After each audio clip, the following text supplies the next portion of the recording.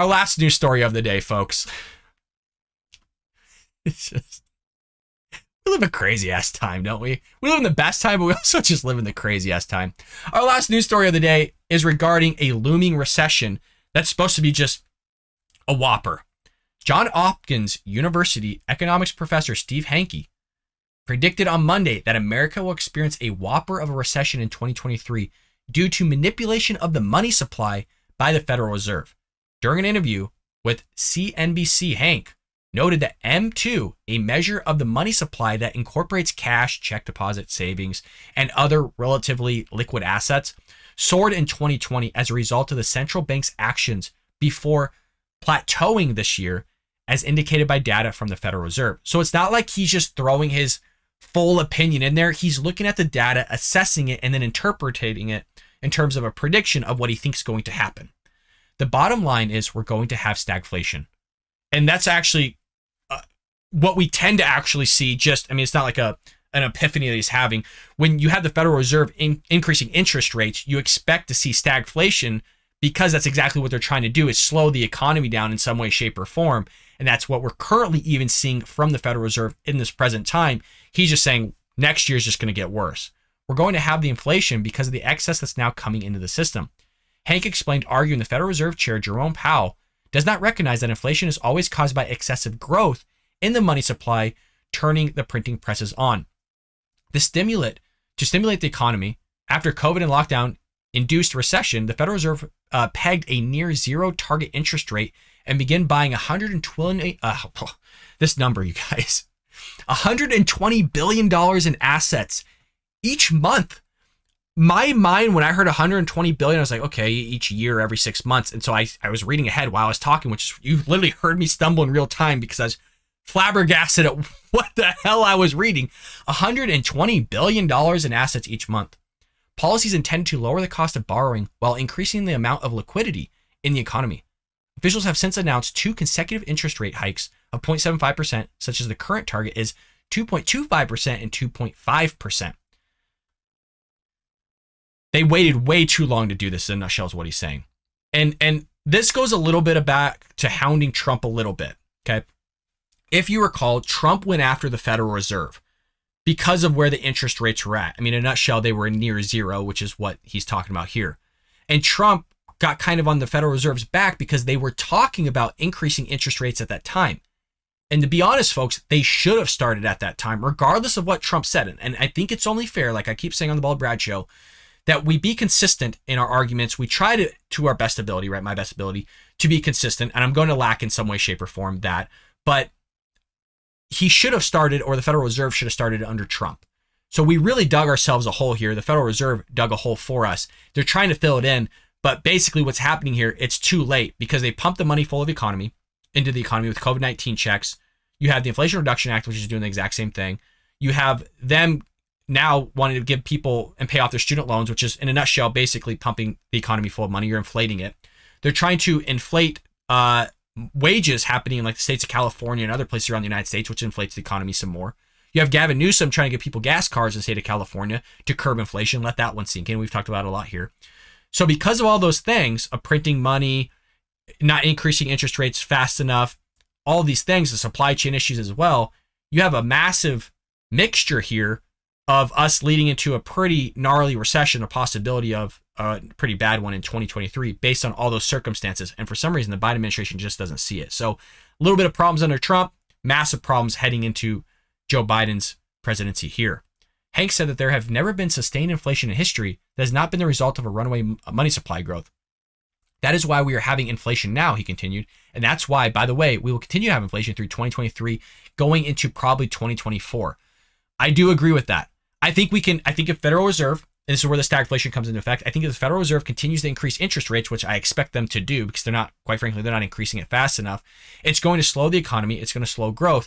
What you might see is Biden still pump out freaking money like they're hotcakes in some way, shape, or form. Like I said, we just got done seeing him do the student debt forgiveness plan, which has the possibility of inflating the economy because now people have more money in their pocket, more money to spend on a yearly basis here. So I agree. I don't think just 2023. I think going into 2024, you're going to see anywhere from a 4 to 5% inflation rate. I think we can get it dropped down, but they got to increase interest rates a lot more from the Federal Reserve. The United States met the rule of thumb definition of recession, 2 consecutive quarters of negative GDP growth last month as the economy shrank 1.5% annualized rate in the first quarter and contracted at a 0.6% pace in the second quarter. Year over year, inflation reached 8.5% July of 2022. Remember when Joe Biden goes, "We didn't have any inflation. I'm barely alive." We're at 8.5%. Not only did he say that, but his mouthpiece, Karine Jean-Pierre, was echoing the same thing on Twitter. They're a bunch of idiots. Again, just gaslighting us. That's why Karine Jean-Pierre is the gaslighter. Spread it around, folks. July 2022, according to the data from the Bureau of Labor Statistics, with a slight moderation from the 9.1 reading in June 2022, driven by lower energy prices, even as costs of food, new vehicles, Medicare, and shelter continue to rise. I want to explain this because this is where Joe Biden got that 0% or that zero inflation from.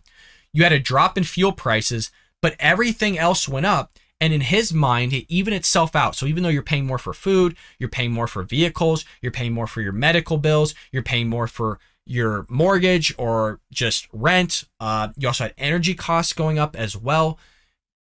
In his mind, because it evened out, there was no inflation. I'm trying, and I have been trying to make sense of it. That's the only thing to me, because he sees that it's evened itself out, that it nets itself out as zero. That's honest to God. I know it's a weird ass way of thinking, but in his mind, and kind of what I've evaluated over the course of a couple weeks after him saying that, that's the only thing that could make sense in my mind of what he was trying to make sense of and push out there to manipulate all of us, gaslight us, and spin a narrative to make himself not look as bad. During a speech last week at the Federal Reserve's annual meeting in Jackson Hole, Wyoming, Powell vowed to continue expecting policies such that inflation returns to the 2% benchmark largely maintained over the past 3 decades. I mean, folks, if you're at 8.5 and he's trying to get it down to 2 and they're only doing 0.75% at a time, I don't see that happening. Definitely not in 2022. Maybe tail end of 2023. They got to increase interest rates more. You got to stop pumping the economy. The freaking student loan debt forgiveness isn't going to help. And like I said, a lot of people are trying to increase wages because obviously inflation, everything costs more. People want more money. They got a lot of work cut out to do if they're trying to hit that benchmark. I don't think that's an aspirational goal. Like I said, if they said about 5.5, I think that's really realistic. 2 though. Oof, I don't think so. Price stability is the responsibility of the Federal Reserve and serves as the bedrock of our economy, explained. Without price stability, the economy does not work for anyone. In particular, without price stability, we will not achieve a sustained period of strong labor market conditions that benefit all. The burdens of high inflation fall heaviest on those who are least able to bear them. And we see a lot of small businesses where it's taking effect. And I've talked about a lot of small businesses here on the Bald Brad Show. Businesses are going under because they can't afford the labor, because the price of products and goods and services are up so high. People want to be able to buy those goods, services, or whatever it may be. Maybe their rent went up or whatever. Taxes might have gone up. Doesn't matter. They want more for their labor, and small businesses can't afford it. They're already paying more to get those goods anyways from their supplier. That's driven up costs as well. Their electricity bills have gone up for their institutions or for their small business facilities. The wages have gone up. They can't afford it. They literally can't afford it. California, for anybody that has 100 fast food restaurants or more, like McDonald's, could see their minimum wage hit $22 an hour. A CEO just came out and was like, what are you doing? That hurts everybody. That literally hurts it hurts the workers. It hurts it hurts teenagers that are trying to get the job because they're not skilled enough. And if you're going to pay somebody $22 an hour, you're going to get somebody that's skilled over somebody that's unskilled. I mean, the progressive left really don't understand economics and just basic business. We did a show, and I'm not sure if many remember this. We did a show and talked about the vast majority of Democrats in Congress and the Senate have zero business experience. Like zero, none, zilch, nada. Which makes sense why they implement their policies. They don't have a clue. But they're going to tell us that they know better. They're going to tell business owners that they know better. Quite literally, because in that California bill that we talked about the other day, we didn't get a lot of views on that. I think we're like under 40 views on that video.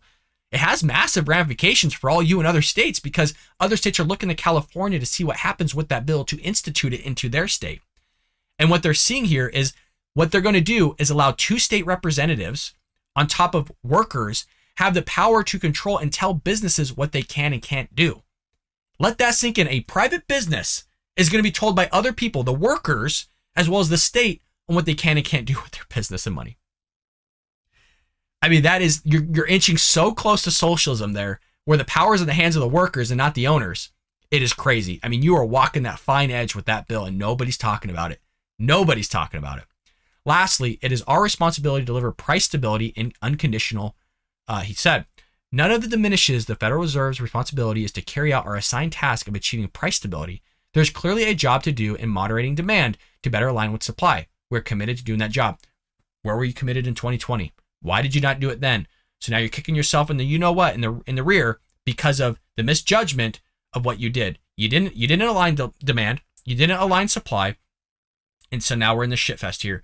And I just love, where's the Democrats on the whole throwing out freaking stimulus checks like they're hotcakes to everybody? I mean, there was people that just didn't need stimulus checks. You should have done it wisely.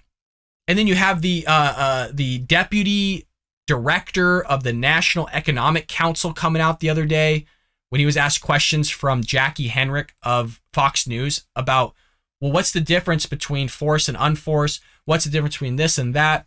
And they can't give an answer. And he's talking about the student loan debt forgiveness and correlating it to what they did wrong with the stuff prior with the COVID-19 stimulus checks. And it's like, well, or in other words, a PPP loan is specific, if I want to be super specific of what I'm talking about.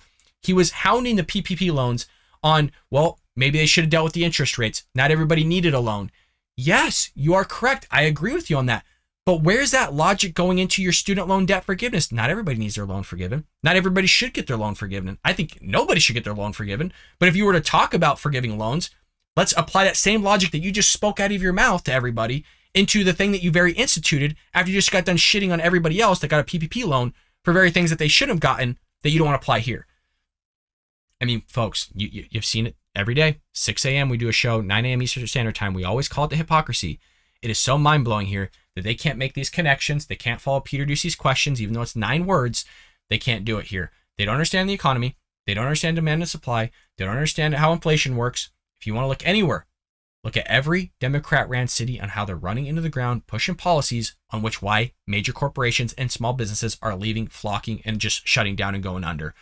I hope you enjoyed that clip from the Bald Brad Show. If you did, make sure to hit that subscribe button so you can stay up to date on all our future content.